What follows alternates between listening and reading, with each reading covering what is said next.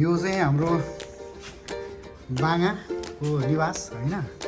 यहाँबाट चाहिँ हामी अब के भन्छ त्यो कालु पाण्डे काठमाडौँको एकदम प्रख्यात ठाउँ जाने तयारीमा दाजु जुत्ता लाउँदै गरेको। माइलो भाइ वहाँनिर मोबाइल चलाउँदैछ, भतिज रेडी हुँदैछ, हिरो हुँदैछ, भाउजू निस्किँदै हुनुहुन्छ। म चाहिँ यतापट्टि छु यसरी। अब हाम्रो यात्रा अगाडि बढ्छ।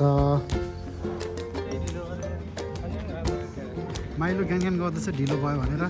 हुन त हामी बिहान 9 बजीतिर जाने कुरा थियो, तर अलि अब भन्दै गर्दै जाँदाखेरि 12 बजे हामी यहाँ के भन्छ भक्तपुर के हो नयाँ के हो हाम्रो चारदो बाटोबाट निस्केको छौँ। टोलीहरू बाहिर यता लगेको छौँ। भन्दा 3 घन्टा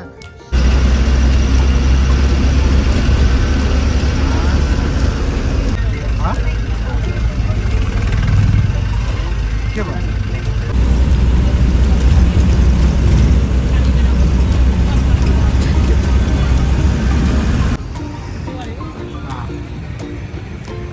हाम्रो मलाई याङ्गो गर्दैछ। याङ्गोले एक्सेप्टै गरिरहेको छैन। कति रुपियाँ भन्यो अरे माइलो मलाई? 634 कलङ्की चोकबाट कालु पाण्डे के भन्छ पार्क।